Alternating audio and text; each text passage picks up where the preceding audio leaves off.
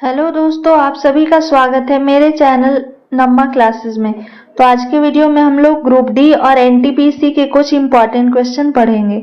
आज का पहला प्रश्न है, यदि 15 अंकों वाली संख्या क्या दी गई है 4a 512435678973 9 से विभाज्य है तो a का मान ज्ञात कीजिए। देखिए ए प्रश्न में यहाँ दिया गया है ए का मान ऐसा क्या रखेंगे कि ये पूरी की पूरी संख्या जो है वो 9 से विभाजित हो जाएगी। तो 9 की विभाजिता का नियम जो होता है डिविजिबिलिटी का रूल हम लोग जानते हैं कि सबसे पहले जो भी संख्या दी गई है उसका हम लोग सम करते हैं यानी कि जोड़ करते हैं। अगर उसे जोड़ने पर संख्या जो है वो 9 से डिवाइड होती है तो वो पूरी की पूरी संख्या 9 से कट जाएगी। जैसे और दूसरा नियम और क्या होता है कि जो संख्या दी गई है उसे हम लोग देखेंगे कि 9 का कौन से फॉर्म में आ रहा है। तो जैसे देखिए आपका पहला जो नंबर दिया गया है वो क्या है, तो फर्स्ट नंबर है 4 और 5। तो 4 और 5 मिलके क्या हो जाएगा 9 हो जाएगा, तो ये संख्या कट जाएगी। और देखिए कौन सा 9 हो रहा है, तो ये 4 और 3 7, 7 और 2 9, ये भी खत्म हो गया। एक है 1 और 8 क्या हो जाएगा 9, ये ऑलरेडी 9 है तो ये भी 9 से कैंसिल हो गया। अब देखिए यहाँ 6 है और ये 3 है तो 6 और 3 क्या हो गया 9 हो गया। इस जगह पे 5 है और यहाँ 4 है तो 5 और 4 9। अब देखिए कौन कौन सी बची संख्या, तो a बचा और 7, ये 7 और एक ये 7। तो 7 और 7 को जब हम लोग जोड़ देंगे तो क्या हो जाएगा 14 हो जाएगा। इसे भी ऐड करेंगे तो 14 प्लस क्या हो जाएगा a।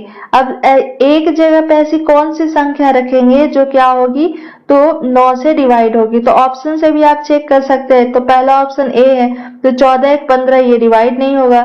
14 और 5 19 नहीं होगा। 14 और 4 18, जब 18 रखेंगे ए का मान जब हम 4 रखेंगे तो क्या आता है 18। 18 जो है वो 9 से कट जाती है तो इसका राइट आंसर जो है ऑप्शन सी हो जाएगा। अब 3 को जब रखेंगे तो 14 और 3 कितना हो जाएगा 17, जो 9 से पूरी की पूरी नहीं कटेगी। तो राइट आंसर इसका ऑप्शन सी हो जाएगा। अर्थात जब 4 रखेंगे तो ये संख्या 14 प्लस 4 यानी 18 हो जाएगा। और 18 को जब हम 9 से डिवाइड करेंगे तो 2 बार में पूरी संख्या वो कट जाएगी। नेक्स्ट प्रश्न है, मोस्ट इंपॉर्टेंट क्वेश्चन है ये, कई बार ये एग्जाम में पूछे जा चुके हैं। देखिए क्या दिया गया है कि एक परीक्षा में 40 छात्रों द्वारा प्राप्त किए गए अंकों का माध्य कितना है 72.5 है। बाद में यह पता चला कि गलती से एक छात्र के अंक 84 की जगह कितना लिखी गई है तो 48 लिख दिया गया, यानी कि नंबर का अलट पलट हो गया। तो सही माध्य निकालना है। तो जब ऐसे प्रश्न दिए हुए रहते हैं तो हम लोग देखते हैं कैसे बनाएंगे। तो सबसे पहले 40 छात्र का जो माध्य है, ठीक है, 40 छात्र का माध्य कितना दिया गया है आपका, तो वो है आपका 72.5 है।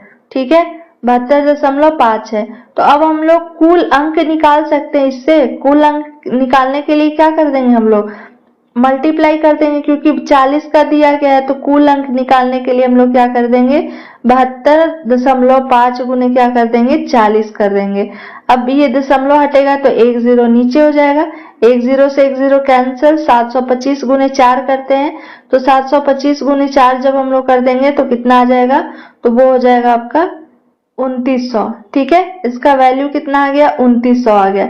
अब कुल अंक क्या आया 2900, ये जो है 2900 है। लेकिन दूसरे कंडीशन में आपका देखिए सेकेंड कंडीशन में क्या दिया गया है कि 84 के जगह कितना लिख दिया गया 48 लिखा गया।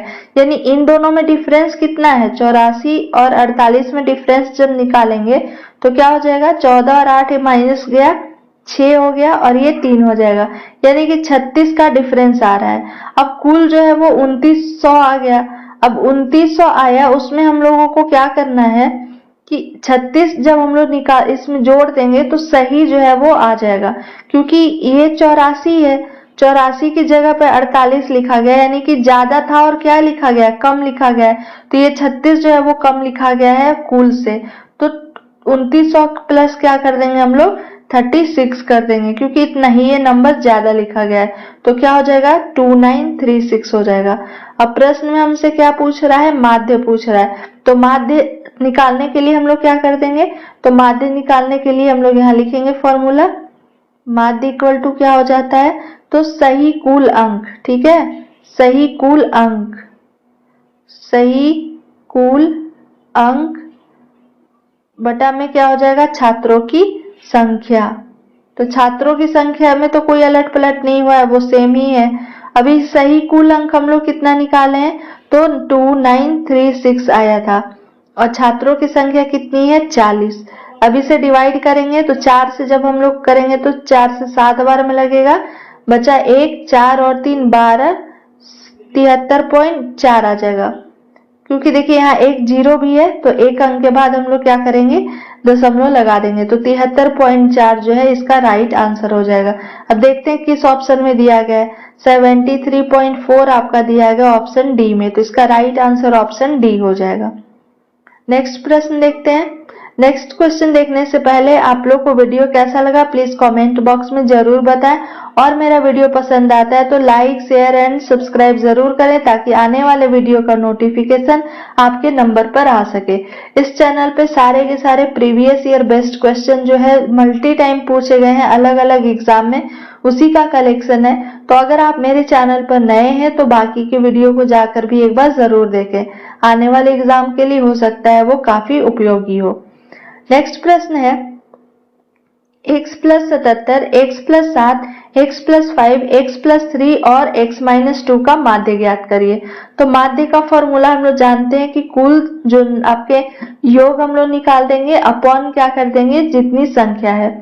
तो देखिए x कितनी बार है, 1 2 3 4 5, तो क्या हो जाएगा 5x हो जाएगा ये, ठीक है। अब 77 और 7 कितना हो जाएगा, तो 84 हो जाएगा। 77 और 7 84, 84 और 5 कितना हो जाएगा, तो 89, 89 और 3 कितना हो जाएगा 92, यहाँ -2 है तो 92 में से जब 2 को हम लोग माइनस करेंगे तो क्या हो जाएगा 90 हो जाएगा, तो माइनस क्या हो जाएगा 90, ठीक है, -90 हो जाएगा, प्लस 90 हो जाएगा क्योंकि साइन जो है वो किसका हो जाएगा, प्लस का हो जाएगा, क्योंकि प्लस जो 92 जो है वो बड़ी संख्या है तो प्लस का साइन लिखेंगे, अपॉन क्या हो जाएगा टोटल नंबर।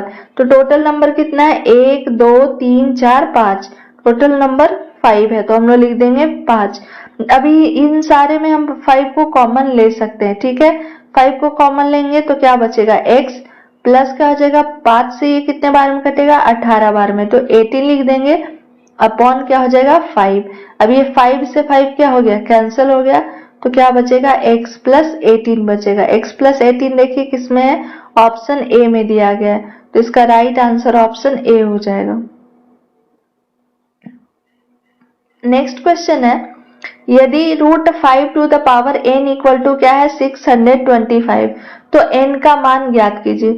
अब देखिए इसे हम लोग लिख सकते हैं, रूट का मतलब क्या हुआ 1/2, ठीक है, रूट का मतलब क्या हो गया 1/2, तो 5 टू द पावर क्या लिख सकते n है और इसका पावर क्या हो जाएगा 1/2 इक्वल टू, अब 625 को भी हम लोग 5 के टर्म में ही तोड़ेंगे क्योंकि यहाँ देखिए इसका जो बेस है, ठीक है, वो क्या है 5 है, तो इसका भी बेस हम लोग 5 ही रखेंगे।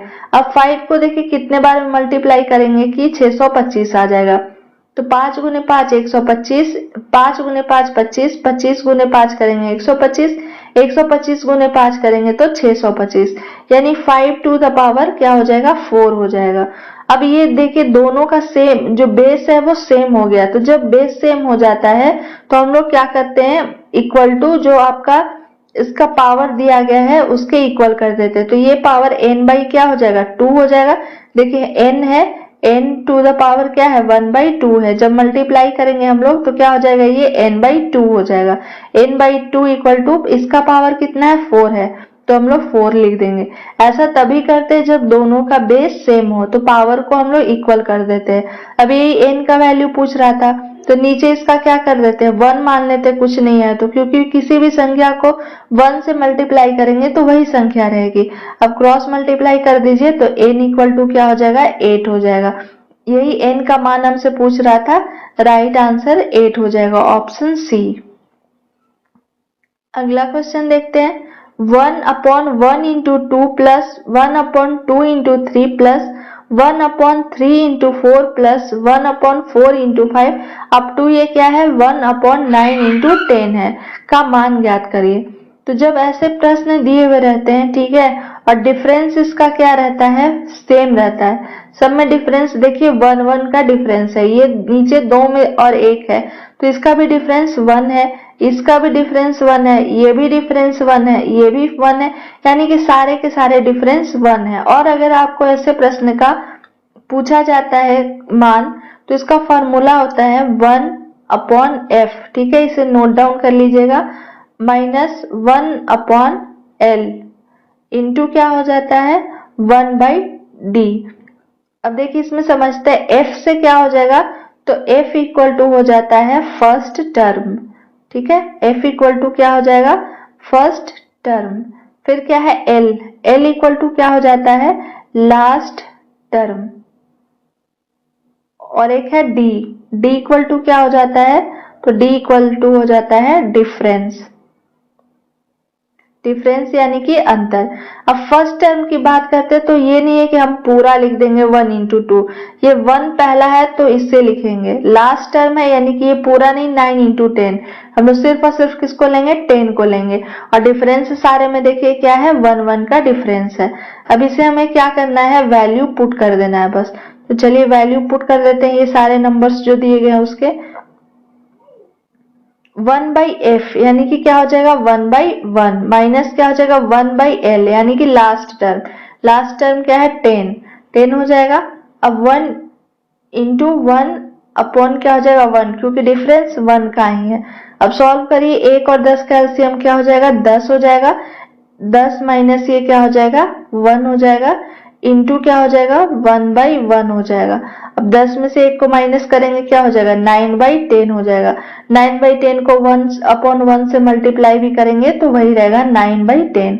9/10 देखिए और किस ऑप्शन में है, ऑप्शन सी में दिया गया है, तो इसका राइट आंसर ऑप्शन सी हो जाएगा। तो आप ये आपके कुछ इंपॉर्टेंट मैथ्स के क्वेश्चन थे। आई होप आपको वीडियो पसंद आया होगा। Thank you for watching my video.